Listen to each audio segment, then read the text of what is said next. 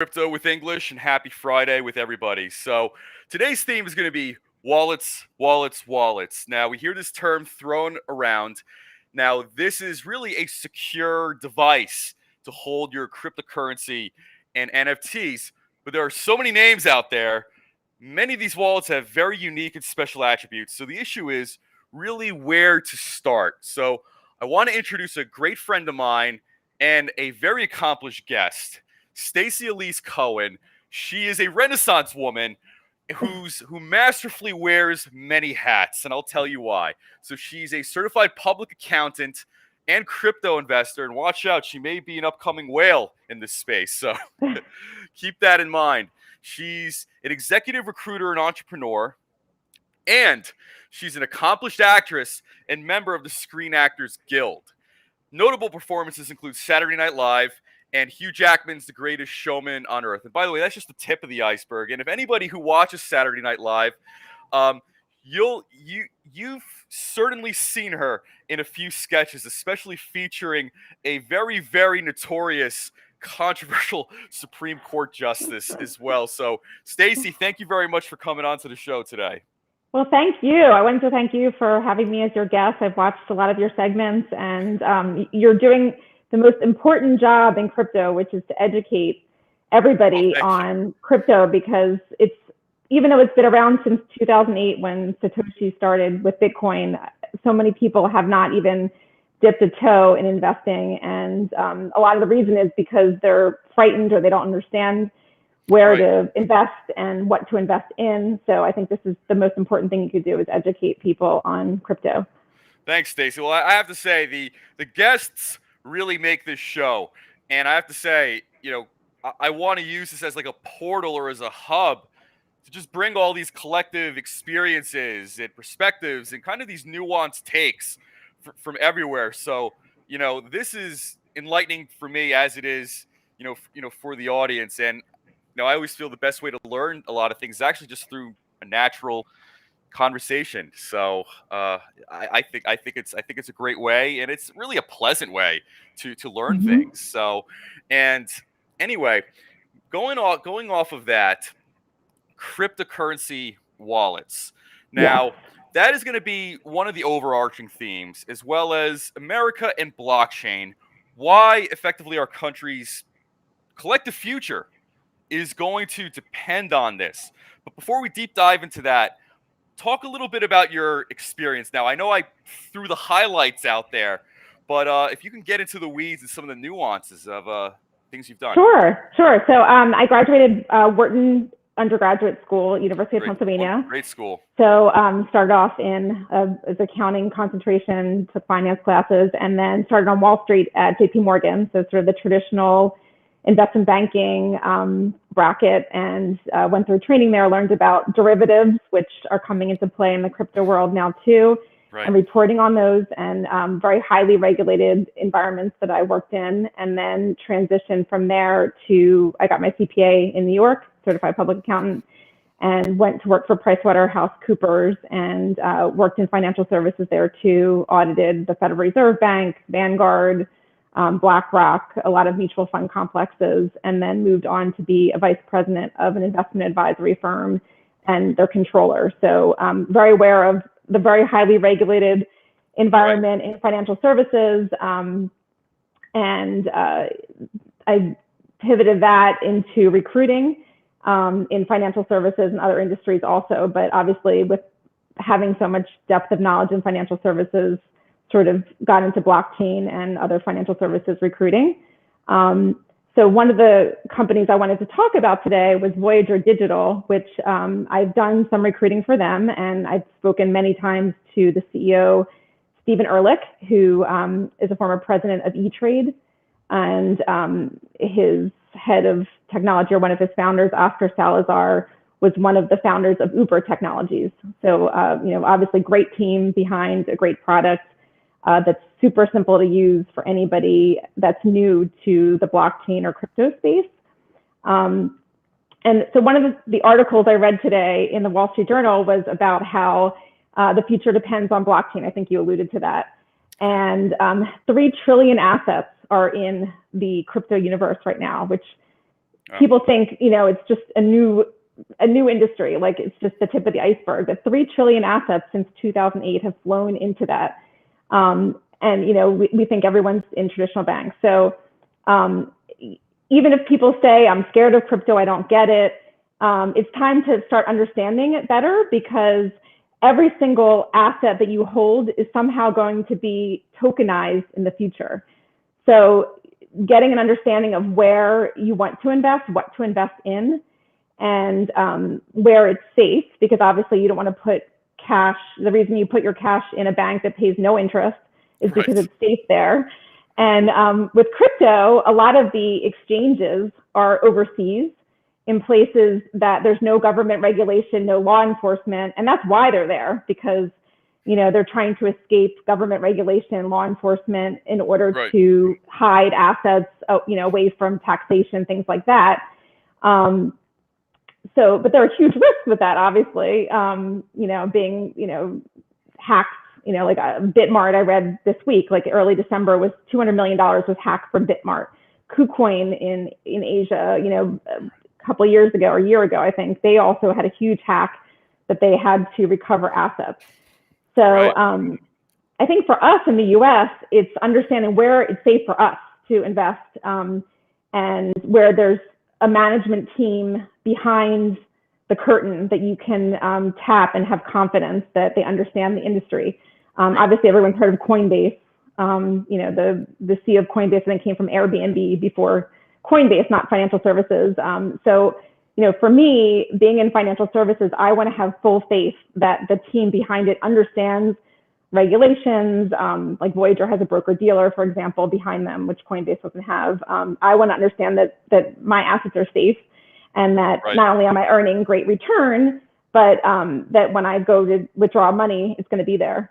As I lived through the .com boom, I worked for a startup during .com, and during that time, I think it was wild times. There were 475 companies that went public in that time. 25% of them doubled in value in the time that that boom happened. And 2 years later, most of them were out of business. So I'm sorry, go ahead. No, what that tells you is that you really need to look behind the assets and not just chase returns only and assume that it's going to be okay down the road. Like, you really need to understand the company behind where you're putting your money. Right. And I have to say, that's a very good point you brought up, is the team behind the product or service or startup in this space as well. I think a lot of, whether it's influencers or experts or gurus, put themselves out there. There are important things to look for as far as whether a cryptocurrency or a specific blockchain or a project is going to be successful. But a lot of times I never hear anybody bring up the team. And that is incredibly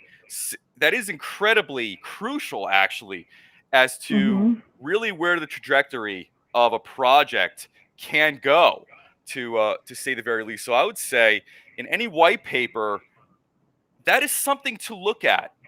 I know a lot of people are very interested in the technology, or you could say the tokenomics and the token supply, but you can't underestimate, essentially, the brain power behind this as well. And that is actually going to be a very good gauge to see where and how this project will be taking off. So, that is a very, very good point. I would say this: if we were to make an outline as far as, okay, what to look for in a cryptocurrency, what to look for in a project, I think the founding team, is particularly important. And you mentioned the .com boom.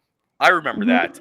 Do you think we're coming up against the next kind of .com boom, except in blockchain or cryptocurrency?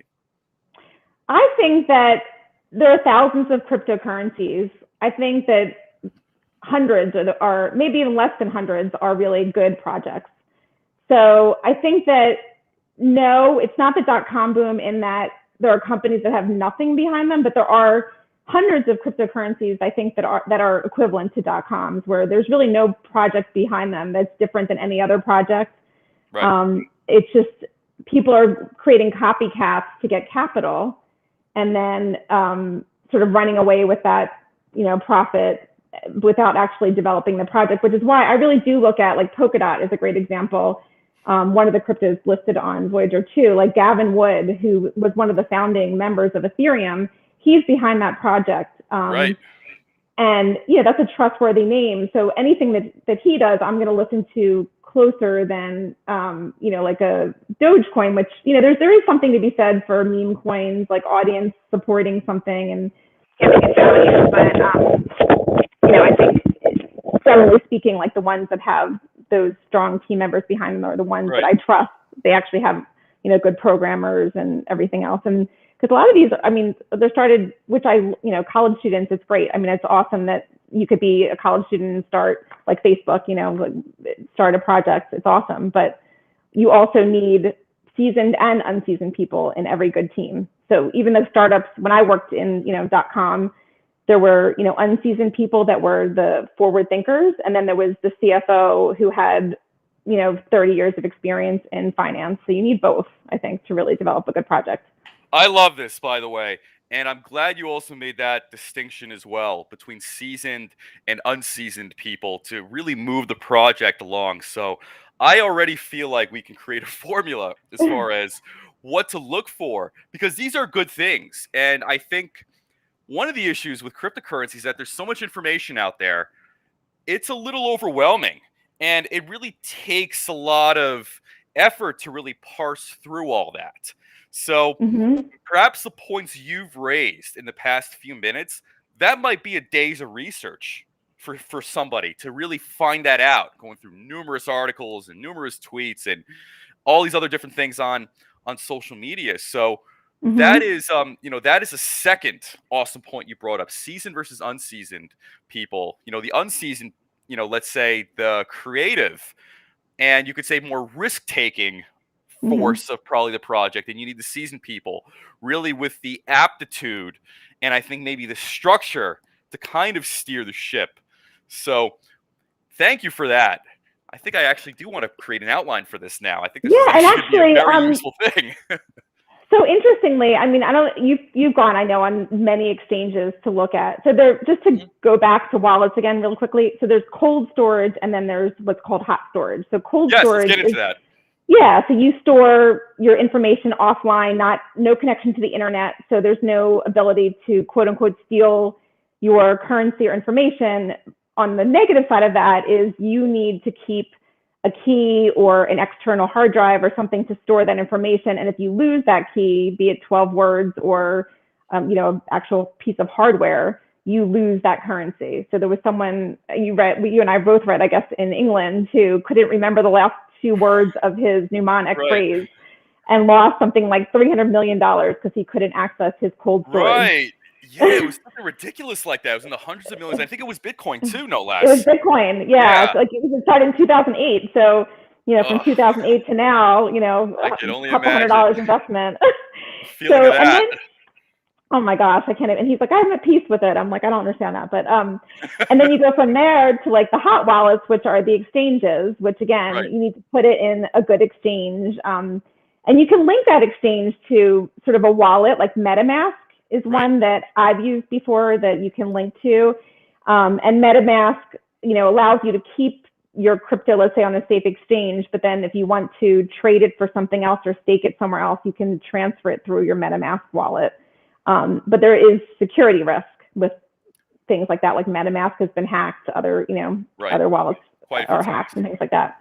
Yeah. So, but in terms of like the research behind to figure out what to invest in, so another thing, again, not to keep hopping on like Voyager or Coinbase, like what they do, a lot of the US exchanges, they don't list as many currencies as, you go in a KuCoin or something like that. There's thousands of currencies.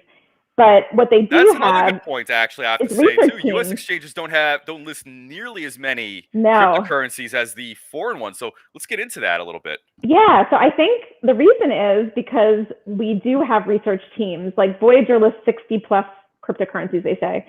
They're partnered with Fundstrat, Tom Lee. And Tom Lee is someone who's experienced in researching cryptocurrencies to see what projects last. So, obviously, just like in the stock market, there are penny stocks that are over the counter. And then there are, NASDAQ or New York Stock Exchange companies where they're more established, there's more of a track record, more possibility of dividends, things like that. So the US exchanges, I think, do the due diligence. Coinbase used to be even more strict, I think, than they are now. They list a lot more currencies than they used to, Right. even a year ago, I think, to compete with some of those foreign exchanges. Voyager is more particular about ones that I guess have better staking rewards because they give staking rewards on their assets and use Tom Lee's research.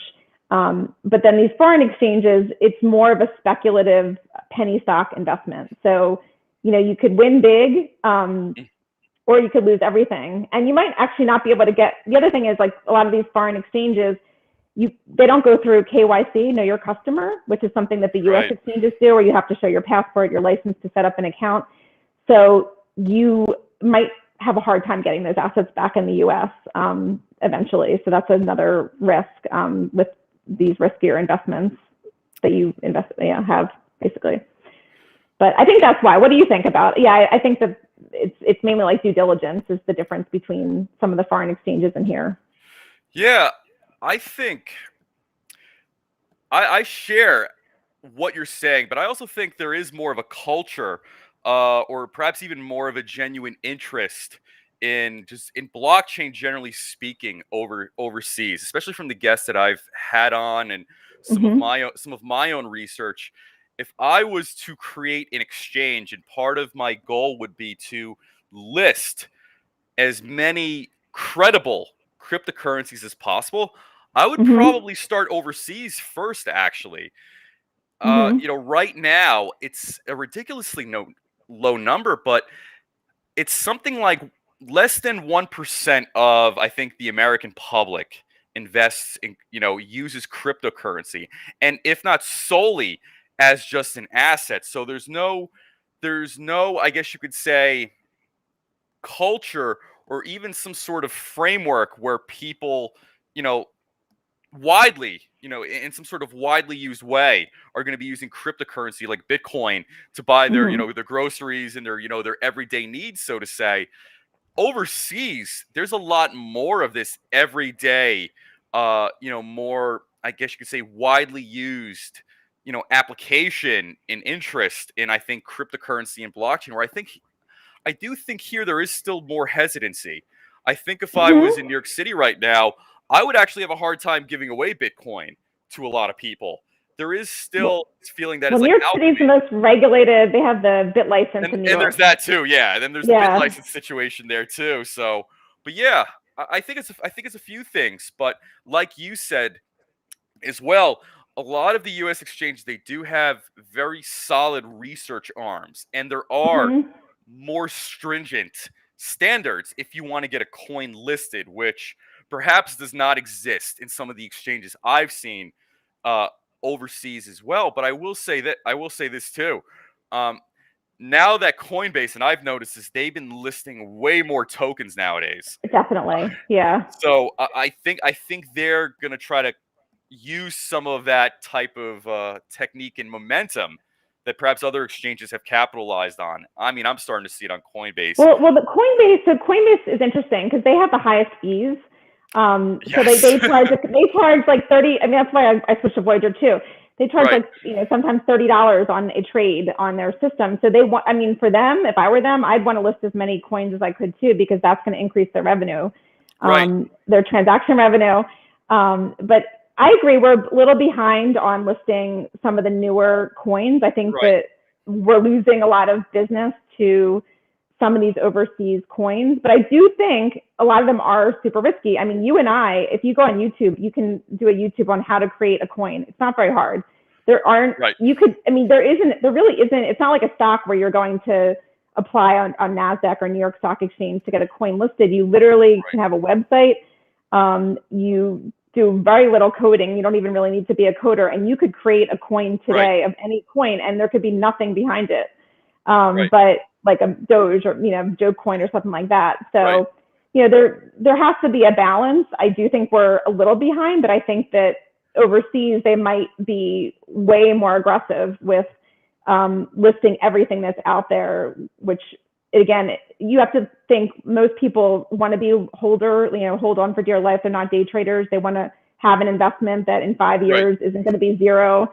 And they're not watching their portfolio every day, to buy and sell and pay gains. So it's good to have research and some, longevity of these coins, which a lot of these coins, might last for a couple months or if that, Yeah. So let's get into Voyager, the wallets, the platform. Now, I'll have to say, when it comes to wallets, and especially when it comes to cold storage wallets in particular, there are a lot of good ones out there, but there's so many, to say the least. Yeah. So if I was to be approached by a stranger and they said, listen, Adam, I want to get into cryptocurrency. Where do I start? What kind of wallet do I start?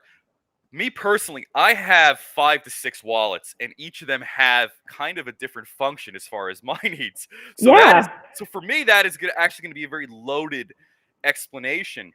But I think as far as wallets go, some of the standout things I will say is obviously security, which tends to be a strong suit of cold storage, but also the APY, essentially the yearly interest that you'll be receiving by storing certain cryptocurrencies in a wallet, whether it's I guess you could say that platform or wallet's native cryptocurrency, which in some cases tends to be higher, or whether it's Bitcoin or Ethereum and things like that. Now, I've seen Voyager, I've seen their product, their wallet advertised, and I've heard about it and I've read about it as well too. But getting into the weeds of it, what makes Voyager special? So they're an exchange. They're a custodied exchange where they're holding it in your name. So it's not a wallet where you need to worry about losing 12 words. You literally takes 10 minutes to open an account, link it to your bank account, and you can transfer back and forth between your bank account and them. And they also are rolling out now. They're issuing a debit card. So literally in the next month or so, you can deposit, let's say your job, you get paid W-2 income, deposit half of it into Voyager, buy USDC coin, which is a stable coin where it's dollar for dollar, earn 9% interest or, whatever rewards on the USDC, and then use their debit card to pay any bill. And then they take it out in USDC. So basically you're earning 9% on your money instead of 0 in your traditional bank account. Plus, they offer all these other currencies like Polkadot, AVAX, things like that, where they're also paying staking rewards. So it's really simple. And if you've ever seen some of the exchanges, not Coinbase. Coinbase is relatively easy to use, I think. But like I'd say Binance or KuCoin or ones like that, it looks like you need magnifying glasses to see all the screens and understand what's going on. Voyager, it's like literally like one swipe to the right and you can buy DOT or Bitcoin or Ethereum. And they also have rewards on when you buy or sell, you get VGX tokens, which is their native token. So that earns interest, and depending on how much VGX you own, you get more interest. You can get up to 1.5% more interest than normal. But if you buy or sell any of their cryptocurrencies that they list on their exchange, you'll get VGX tokens as a reward every time you buy or sell on that as well. So you get the staking rewards, plus you get VGX tokens. And Voyager has so many great things going on. They were the first cryptocurrency company to go public, even though OTC, they're going to be uplisting to NASDAQ, I think sometime in 2022, they've said, or tried to. And then they're expanding. They've got the first approval for US company approval in Europe. They're like France, I think, is their first. They were approved to roll out there, and in Canada. They have the partnership with Fundstrat, with Coinify, which is a crypto payment company. So again, companies are going to accept crypto payments because, like you said, there isn't a lot of adoption with that in the US, but in the next year, that's going to be adopted. And then Particle is their NFT platform. So right now in Manhattan, I think they have a show, an NFT show in Soho of some really great artists, sort of like the Beatles with NFTs. So they're going to expand to that as well. So it's like a really solid, well-rounded company. And it's just easy to use. And again, I have faith that I'm not losing my money on Voyager. They're in Manhattan, in Union Square, their offices, having the E-Trade, they own a broker dealer. So, like a lot of the concern with the SEC is that cryptos are going to be considered a security, which we're not sure which way that's going to go. But if they become a security, Voyager is fine because they own a broker dealer. So they're going to be able to support whatever reporting requirements. And they're the first company, I think, that has a partnership. CoinLedger, they just formed a partnership with to do the tax reporting. So I don't know about you, but like if you ever, like on the IRS or the tax questionnaire, in order to do your taxes at your end, it asks, did you trade cryptocurrencies last year? You're responsible for keeping track or downloading the history of any trades. With CoinLedger, they're going to, even for 2021, I think they said they're going to have reporting on what the taxability of your crypto trades are, which can be a nightmare, especially for people not like me, but the people that really are like buying and selling every single day cryptocurrencies. That could be a nightmare reporting that. So that's something that, in order to be a successful exchange, and again, we're in the U.S., we're subject to U.S. reporting requirements. You need to have the reporting that's required for the IRS. So before like you consider throwing money abroad, even if your money is abroad, you're subject to taxation in the U.S.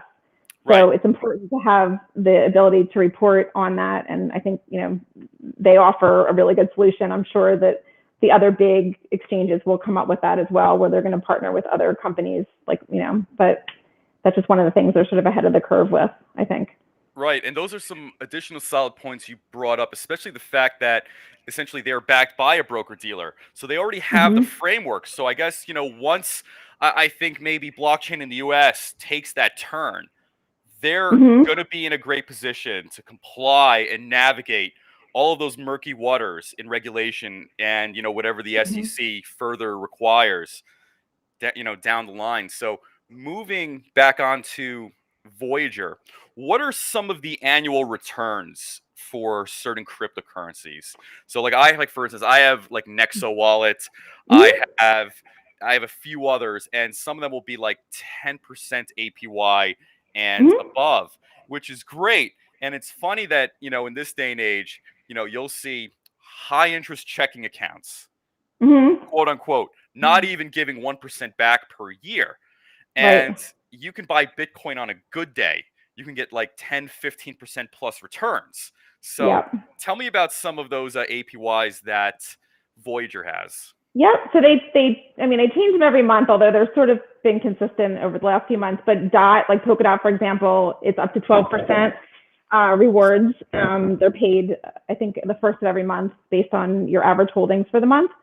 And then also when you buy or sell any of the currencies, you get a return in Voyager tokens, which right now I think it fluctuates between like $3 and $4. But if you look at like Binance token, which is a similar token for an exchange, theirs is worth over $300 now. Maybe it's even higher than that. So there's a lot of potential for growth there. So you're getting the native VGX token, which could end up being 30 times what it is now in addition when you're trading. And then Bitcoin, I think, is like 5.5%. And if you own a certain number of VGX tokens, you get up to 1.5% over that for those currencies. So it's anywhere up to 12% of staking rewards, in addition to the VGX rewards, which are just like free money that you get for trading on their platform. Right. So the returns that you can get on this type of platform like Voyager, we're not going to see this in status quo finance. In fact, I would call these more like Cold War rates. That's when you can actually kind of hold and store your money and actually make real returns on it. So, I look at that and I think that's absolutely awesome. And I'll say when my son was born, one of the things I started getting into was treasury bonds. My grandparents were buying those things for me. But except when I was born, those bonds actually had serious returns. And by the time my son was born, I'm talking about annual interest rates of like 1%. I'm like, a 30-year bond, savings bond, right? For 1%. I'm like, that is in no way even going to keep up with inflation. What's the point of that return? So, looking at other platforms and seeing some of those APYs, 10%, 15%, sometimes I've seen 30 and 40% for some of these. And for people that are risk averse, they can buy stable coins, which the value isn't fluctuating. So, because again, my parents are not going to be buying Bitcoin. They're not going to want something that fluctuates 10% or 15% possibly Right. in the future, but they would maybe buy USDC, which is earning 9%, as opposed to 0 in their bank account, even if it's just on dividends on stocks, like Right. people that are, parents, like they are trying to preserve their wealth. They have a lot of money invested in more dividend paying stocks as opposed to the risky stocks that I would invest in. So they could then buy, instead of using their traditional bank account, buy USDC and just earn rewards on that are far better. Just earning 10% a year. Let's say your net worth is $1 million. That's $100,000 a year of just money that you would have given away had you put it in a bank account. Right. And spent. And what I'm about to say now, this is not financial advice, so I wouldn't want any of the viewers to take it that way. But if you read any day trading book, uh-huh. the overwhelming, overarching theme is there is always opportunity in volatility. So for me, if I hear that something is volatile, I see dollar signs. Yeah. I mean, obviously you have to do your research, and obviously you have to prepare and plan. But volatility, I would stress to anybody, don't look at that as a bad thing. Volatility is not a bad thing at all. And I think all of us need to have a different percentage of our portfolio in growth. But so when I worked in financial services, like you would have a questionnaire you would fill out when you sign on to the investment advisor. Let's say I work for is obviously your risk tolerance, how risk averse are you? How much, when are you going to retire? How much growth? Do you have children? Like you said, you have, a son, you're obviously saving money for college. So a certain amount of your income, you can't, be subject to 100%. Because I mean, again, if you invest in a really risky coin, it could go to 0 if it's something that's like a fly-by-night thing that might look like it has huge returns, but it could go to nothing. So you're not going to put, your son's college money in that.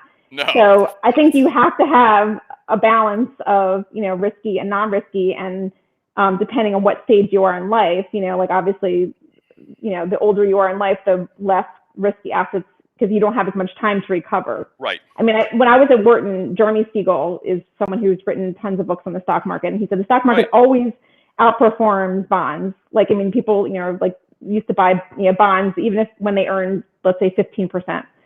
Back in I wasn't alive, but like when the oil crisis happened, like they were earning like huge returns. The stock market's always outperformed that. And I think crypto is like another level, like a way higher level than that. Like, they said like the S&P, I think, returns 1.5 times the beginning of the year, and crypto is like in the hundreds of percentage.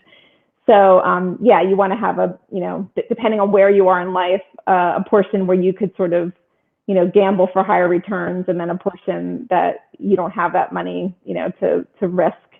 Wow. Yeah. So, by the way, these are all great points. I would say this for anybody. I think even if you're taking the SIE exam or even maybe the Series 7, there are some good fundamentals that Stacey, that you are going through today. So thank you for that as well. Yeah, I mean, it's interesting, but I mean, we also talked about like because we always want to know about like what coins we think are exciting or good projects. I mean, what are things you're thinking? I don't know, because I'm always like curious too, like what is out there and like what coins do you think are exciting? Now, I'll preface this. This is not financial advice. Not advice. Yeah. It's not advice. I bought Bitcoin. I would have to say I bought it years ago, back in 2019. So I am relatively new to this space. However, when I guess you could say when the pandemic and the lockdowns kind of came into full swing in March of 2020, there was a big dip. So around that time, I was constantly looking at, my tickers, my price tickers for Bitcoin and Ethereum. And I saw Bitcoin probably get down to about 3,400. And just months ago, it was like 29 or 30,000. So when I saw that moment, and I also saw that it didn't go beneath that either, I'm like, A, this is a buying opportunity, but B, I think the rebound is going to be tremendous on this. There's a global panic. So naturally, I would expect people just panic selling and just dumping, kind of this end of the world type of trading behavior, so to say. So when I saw that, I'm like, okay, thinking about investing, thinking about, let's say my son's college and things like that. I'm like, okay, time to go to the bank right now. Right. So, yeah, I think if any of us could go back to right, yeah. March 2020, we would put everything, like you Right. couldn't have made it, you almost like couldn't make a bad bet on a stock in March 2020 with everything Right. going down. If you could have just thrown any cash you had, you probably would have gotten up 3,000%. Everyone would look like a genius, I think. Right. Because everything was so low. Yeah. And, before that, I was dabbling in like, Bitcoin, Ethereum, some of the smaller ones like Cardano and Litecoin. I'd buy a little bit here and there and just kind of see where it went. And even some of the stable coins, for instance. So Tether was one of them, USD coin.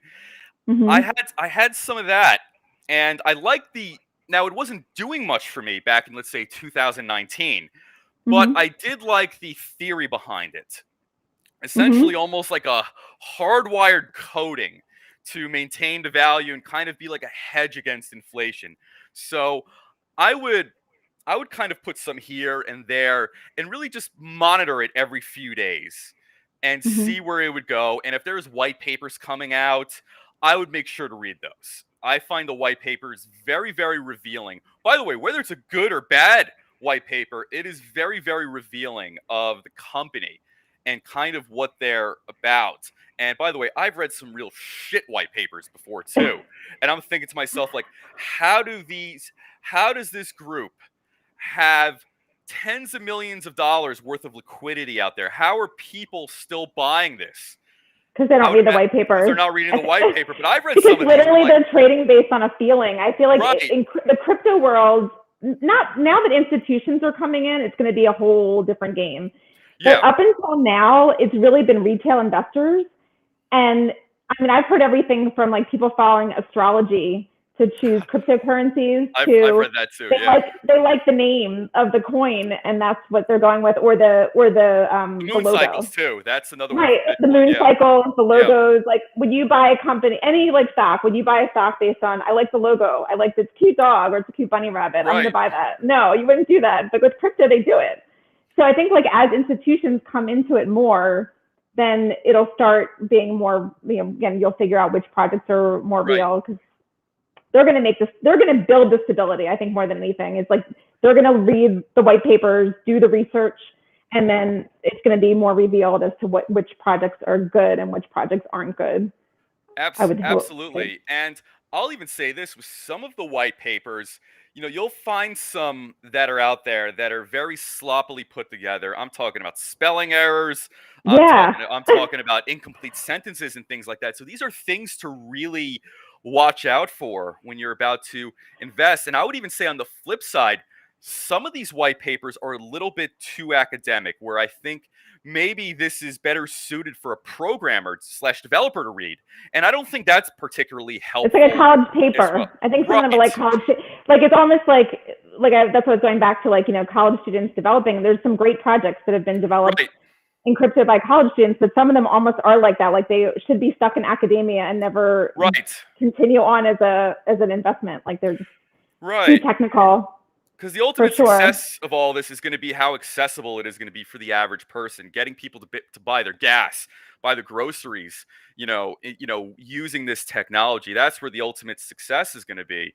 Here in the US, most of the cryptocurrency blockchain use is mostly in people who are investing in it, whether it's myself, whether it's you, whether it's, any of the whales out there. That is where most of, I guess you could say, the action is. And I guess secondarily, you're going to have startups and projects, coming about too. But 9 out of 10 people, there is still a fair amount of skepticism, if not cynicism, of, people of really all backgrounds and all ages, not in this space.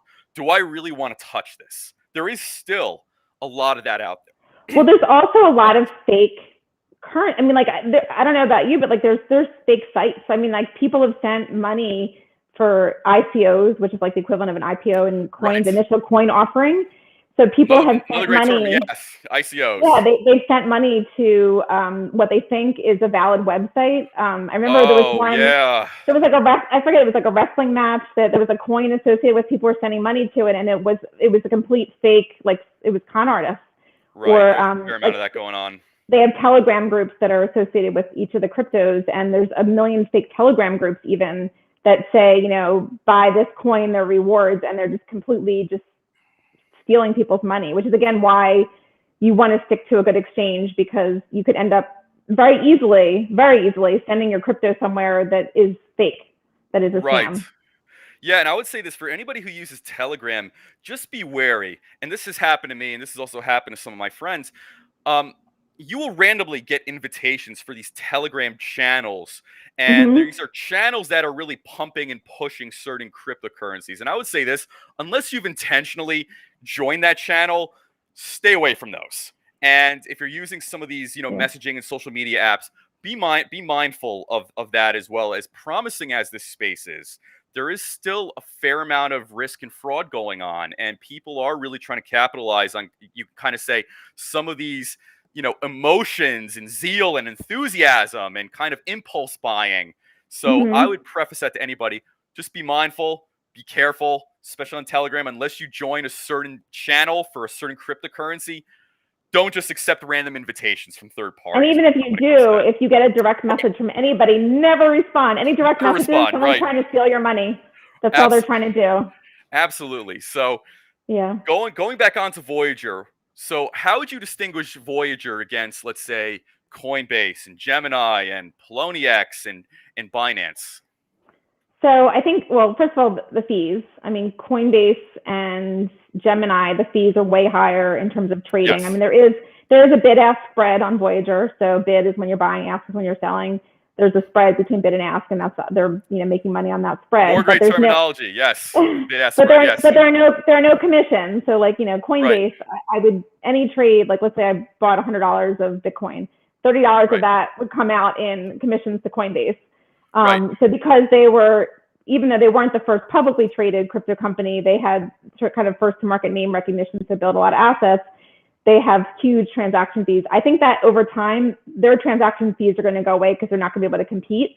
But for now, they have one of the highest transaction fees. Gemini also, I think Gemini's advantage is, we were talking about the New York bit license. So the one state that right now Voyager is applying, they've applied for the bit license back in like 2018. They're waiting to get approval.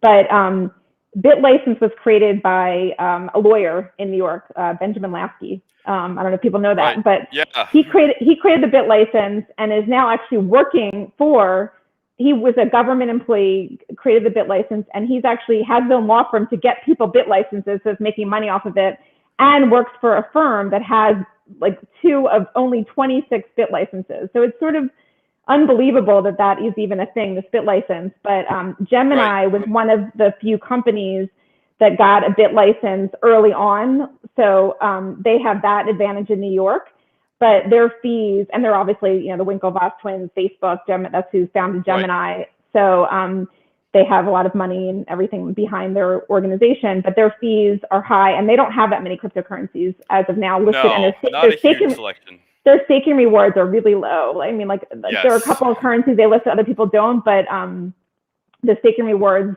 on Voyager are higher than Binance US, than Coinbase. Coinbase has very low staking rewards, and Gemini, so they beat them out on that. So in the US, I really think that they, I mean, Kraken probably has like some similar rewards, but I think their application, I've looked at all of them, is much more difficult to use. I mean, Voyager could not be any easier. The Dallas Mavericks back at Mark Cuban is one of the spokespeople, Gronkowski and Landon Castle, who's in NASCAR, is backing Voyager. So they really are, and the U.S. women's soccer team just signed on with them too.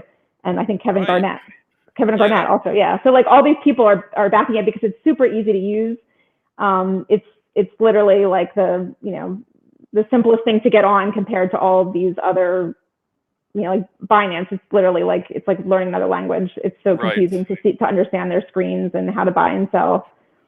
Binance, navigating that can be a little cumbersome. So I would say to anybody who wants to get into cryptocurrency, I would, if it comes to pure trading, Binance could be a little overwhelming. It is kind of like information overload if you're using Binance. There's many sections. The font is kind of relatively small.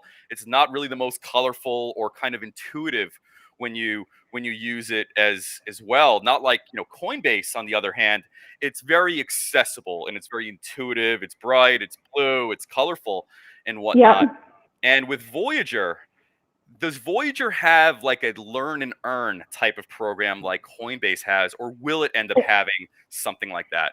Well, they have an ongoing ticker on the top of their screen that has all of the like important articles about cryptocurrencies. Right. They do the research, like they literally only list coins that they research and think have potential. Right. They have a partnership, I think, with Avalanche right now, for example. So they don't have learn and earn, which again, you don't really, I mean, I've done Coinbase learn and earn. You earn, $1 to $3 on initial things. It's not huge, but, it's very small. Voyager is huge into education. Like they have articles and education on cryptocurrency on their ticker at the top. And then the CEO is constantly doing interviews on CNBC, Steve Ehrlich, and YouTube for education, because he's huge on education, because his target audience is institutions, but the primary is the retail investor. So he wants to educate. That's definitely his emphasis. And Binance, just to go back on that, I think the good thing about Binance is they have the Binance Smart Chain, which people, we were talking about creating coins. People can create coins on the Binance Smart Chain. Yes. So they have like another purpose other than the exchange itself. And it's incredibly popular, I have to say, the Binance Smart Chain. So many projects and so many tokens are being built off of that right now. So I would not fall asleep on Binance Smart Chain. I think that one is here to stay. Yeah, I think that's here to stay. Yeah.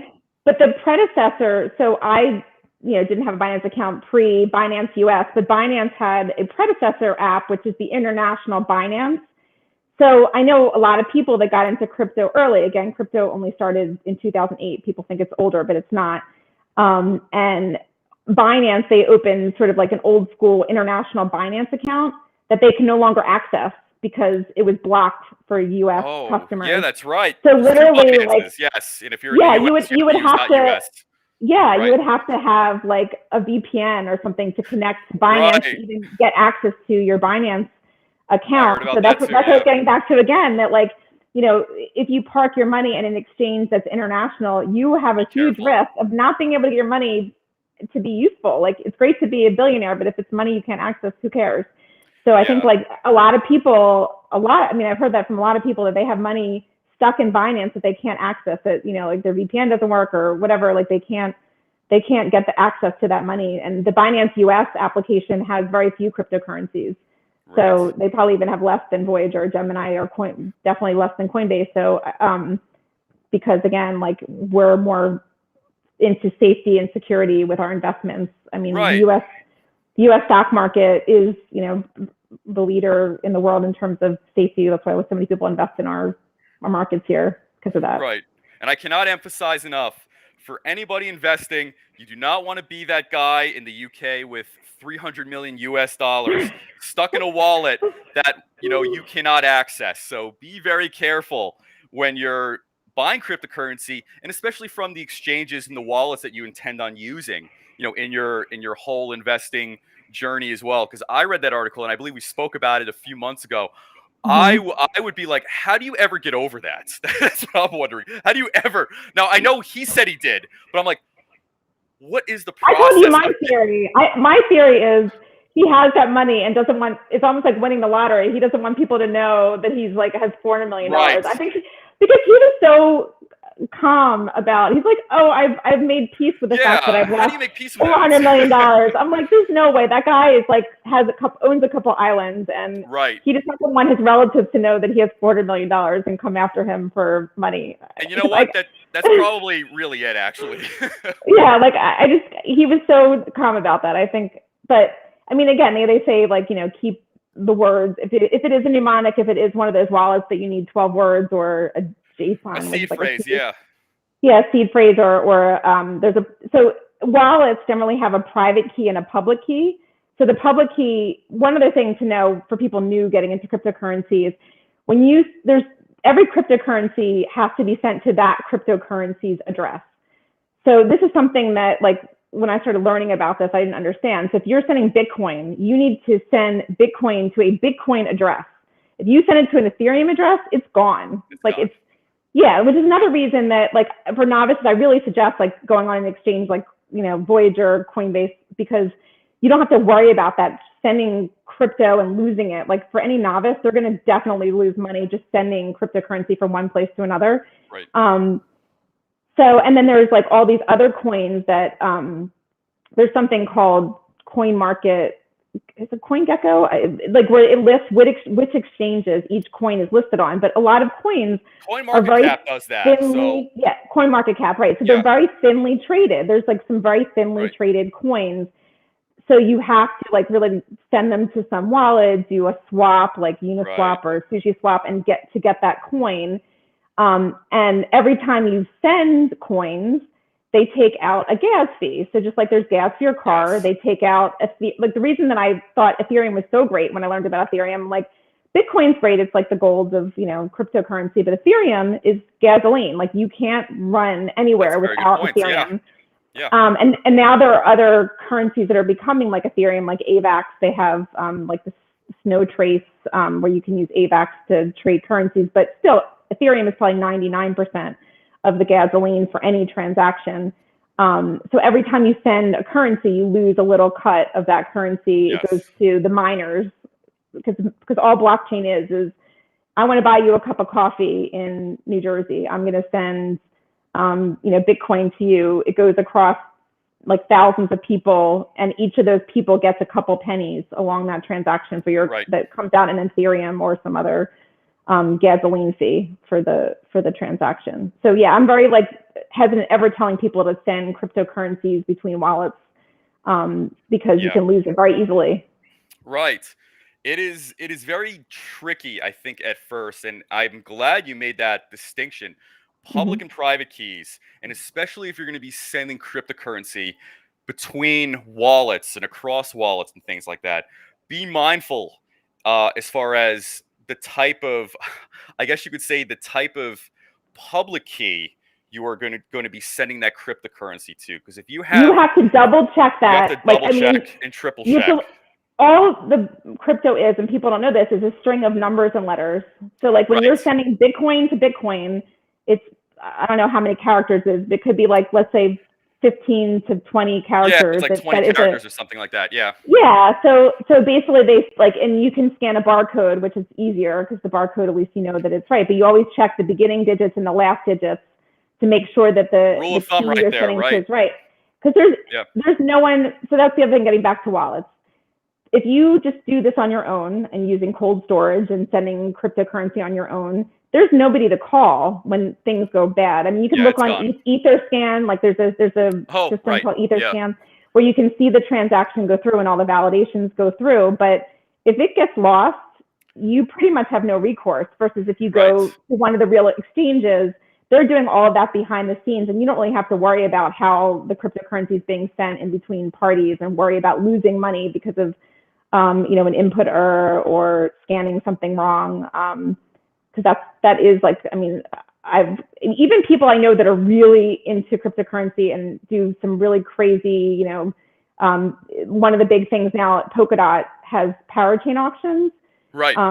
So, Gavin Wood created this like substrate thing where a bunch of different projects are on his Polkadot network, and like Efinity is one people might have heard of, which is like a gaming thing related to Engine Coin.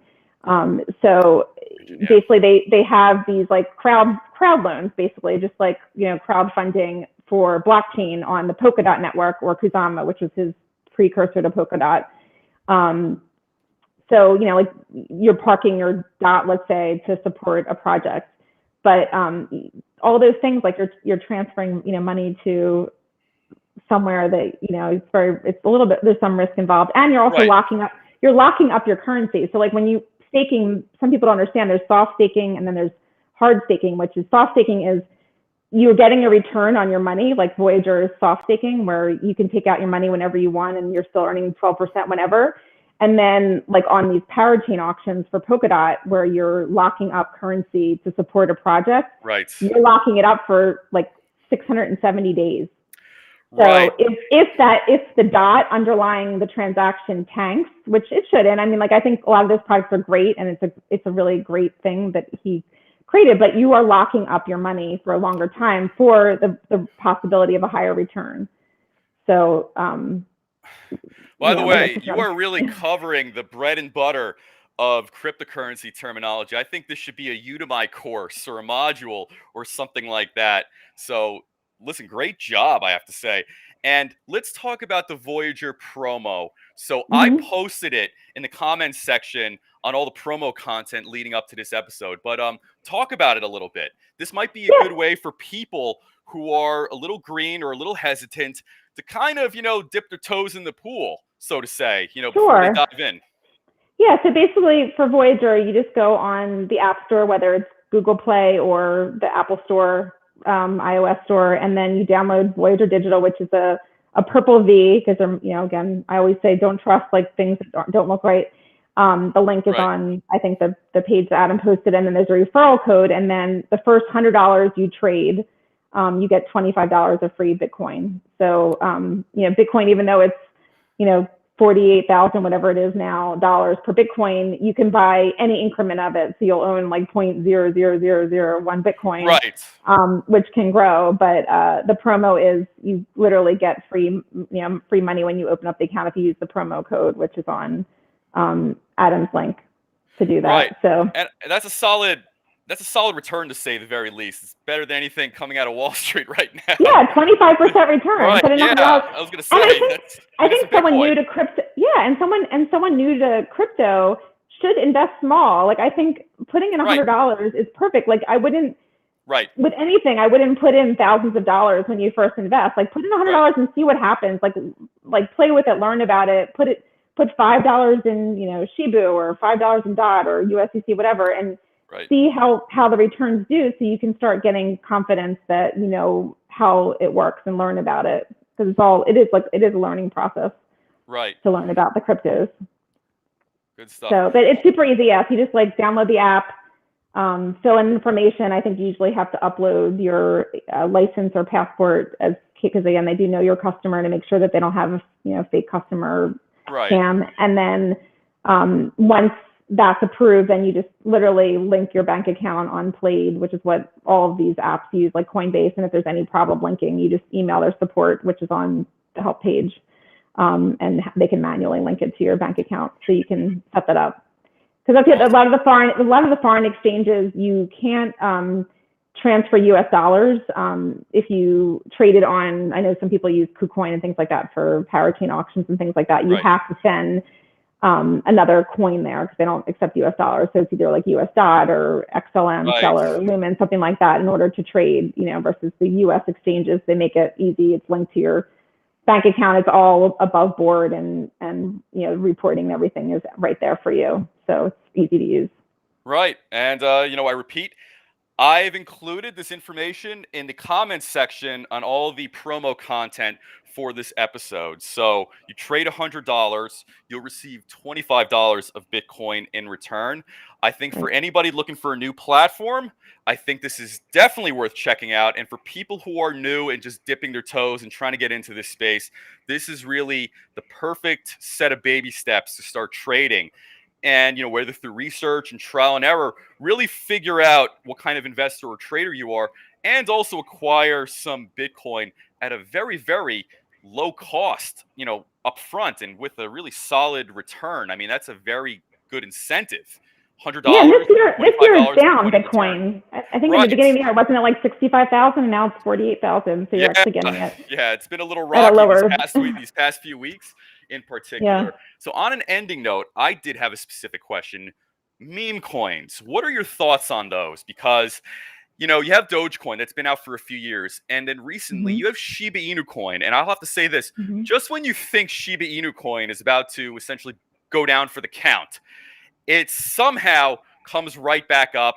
It looks like businesses, especially like AMC, they're going to start accepting Shiba Inu coin, and many of these other, I guess you could say, mainstream large businesses are going to be using and accepting Shiba Inu coin. So it really seems like the meme coin that maybe it's proving people wrong, or maybe it's proving that it has resilience.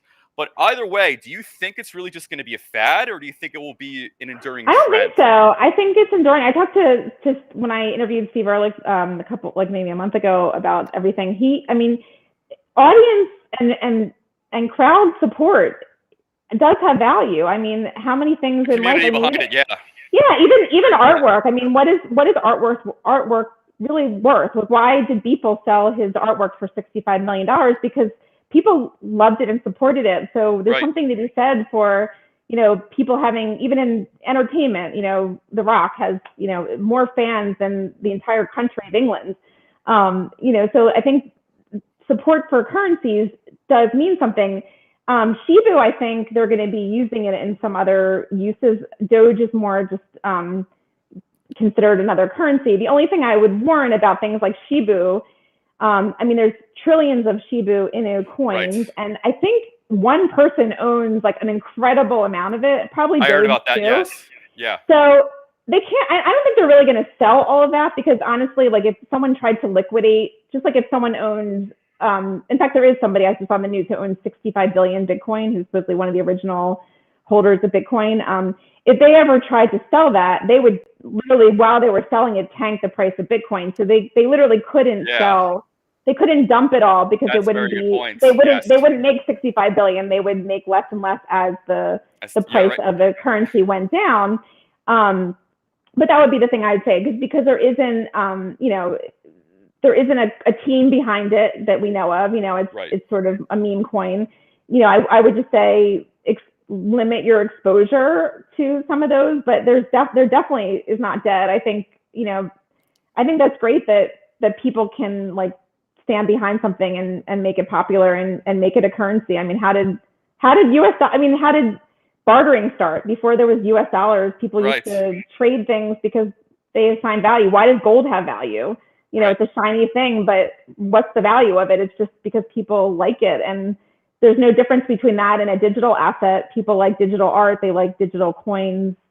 So there's value to that, just because people hop onto something and think it's, whether it's a cute dog or, you know, something else, a rose or a political statement. I mean, there's, I remember the director of Greatest Showman, who I spoke to during the pandemic when we were all home forever.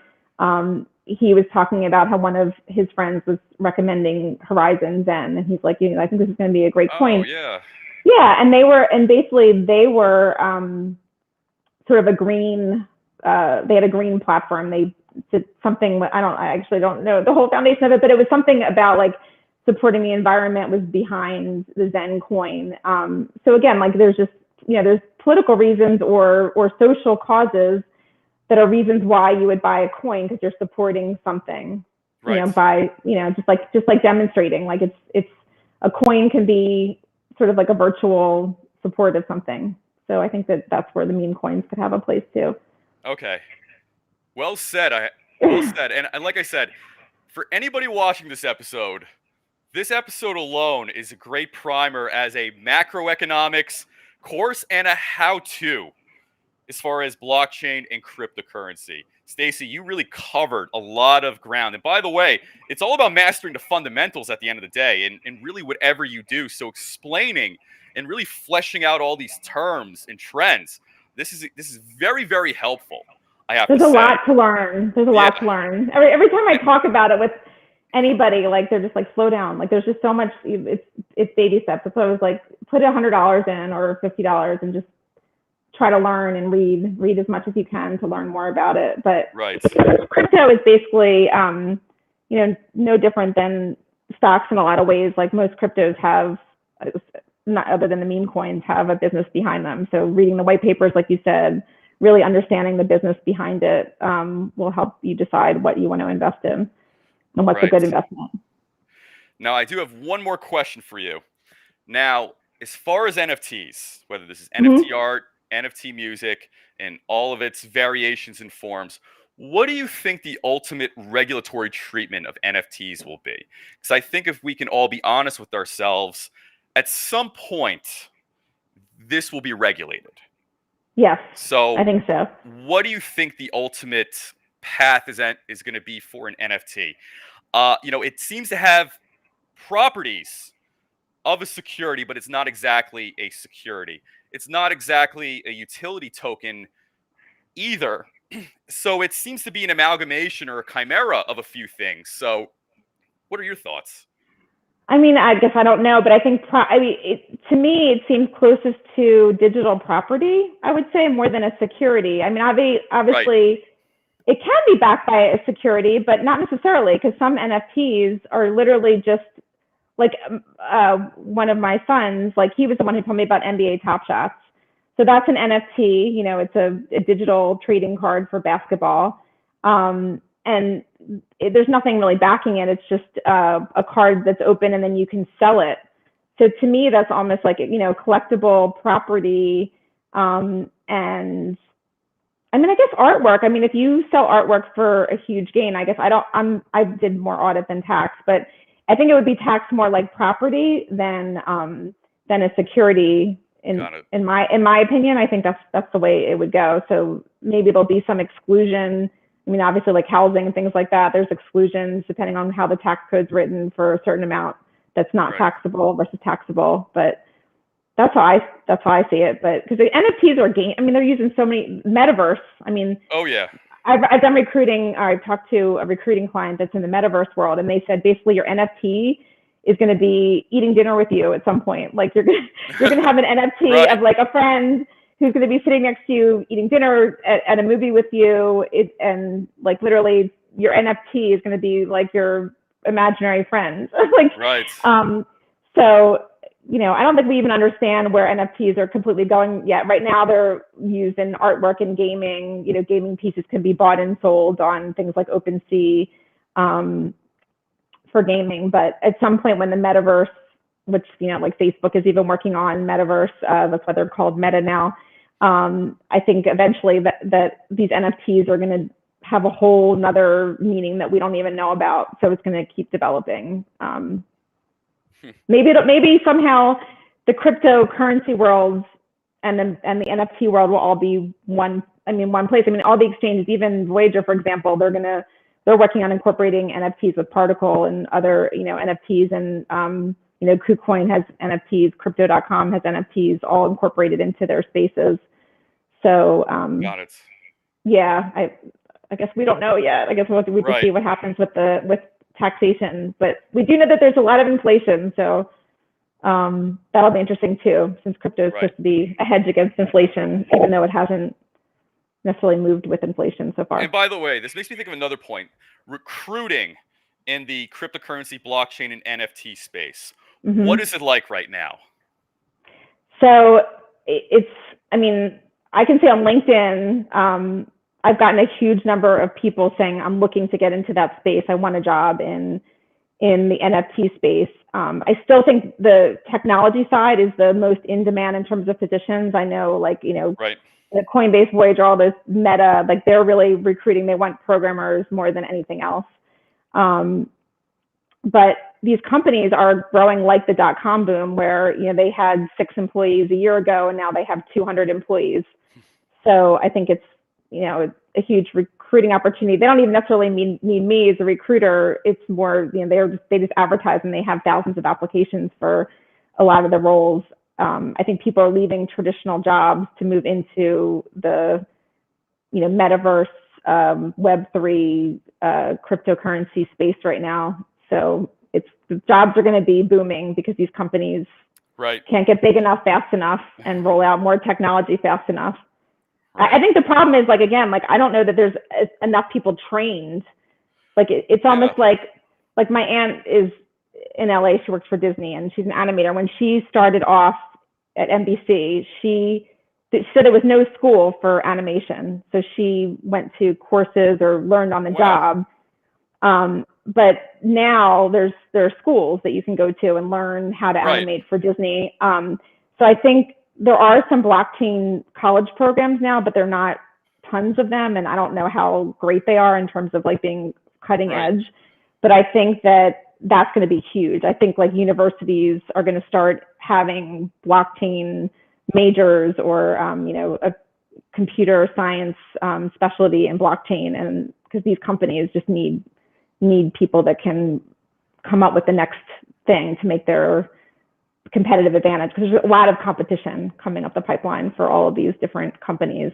There's so much. And I think it is highly likely to see more programming, especially as to specific, coding languages, programming languages, and aspects of blockchain being taught in school. I guess if you were to look at the past 20 years as far as employment statistics and, college degrees and even graduate degrees, the job market and I guess you could say the education and degrees that people have been leaving school with have not exactly been in great alignment, so to say. Not at And all. right, Yeah. exactly. So, you having kids, I have a son as well. I'm thinking to myself, I want my son to start learning blockchain as early as he can in school, or in coding and, engineering and mathematics related things, to this as well. So it's going to be very But they'll interesting. probably do something completely different. Like they always say, what you learn in school is not what you're going to be Right. doing, because Not gonna be what it's you're going to doing be something outside, yeah. different. There'll be something beyond blockchain that they're involved in. Yeah. Like your son, my kids at one point, they're like, "Oh, this jumped the shark already," because like, Oh, that's true. Yeah.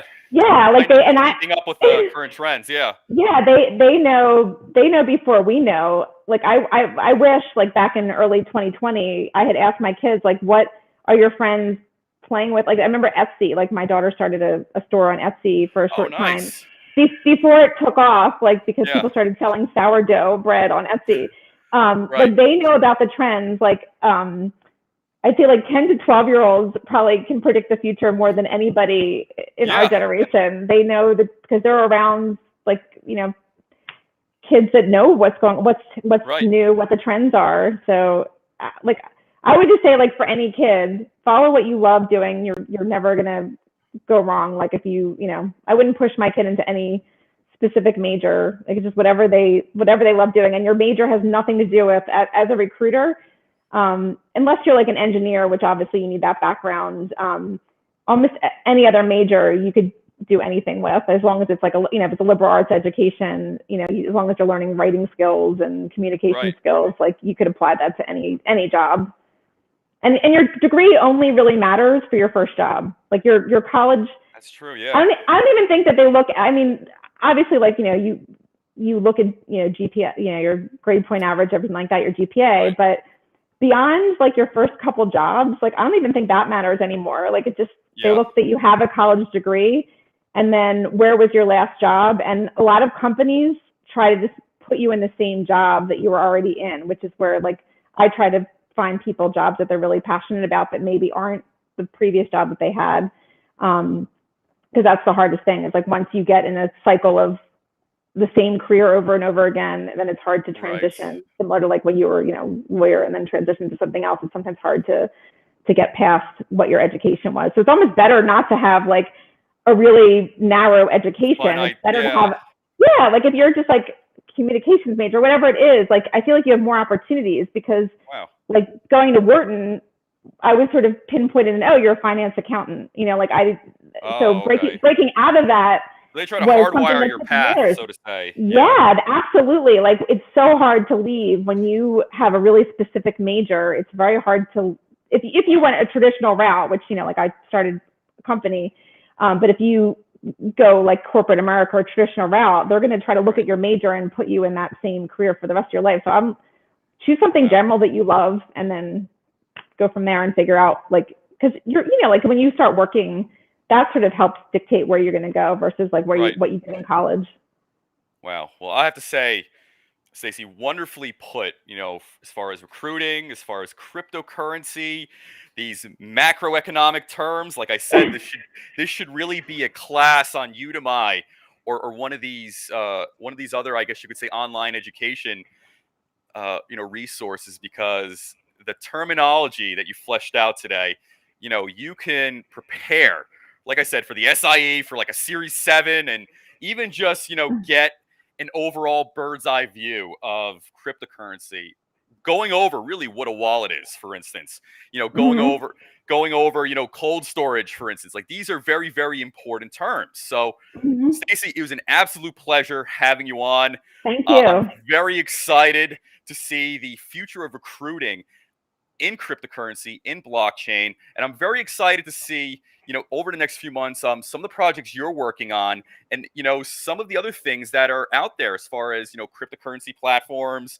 and cryptocurrency in general. Because when you and I speak, you know, you have some very good instinct, I think, and intuition for this. So, you know, I'd love to have you back on in a few months. Maybe we can talk more about KuCoin and some of these other players out there as well, and perhaps have a separate episode as far as who are the up-and-comers going to be, and which of these up-and-comers are really going to be sticking around, and which ones are really just going to be a flash in the pan.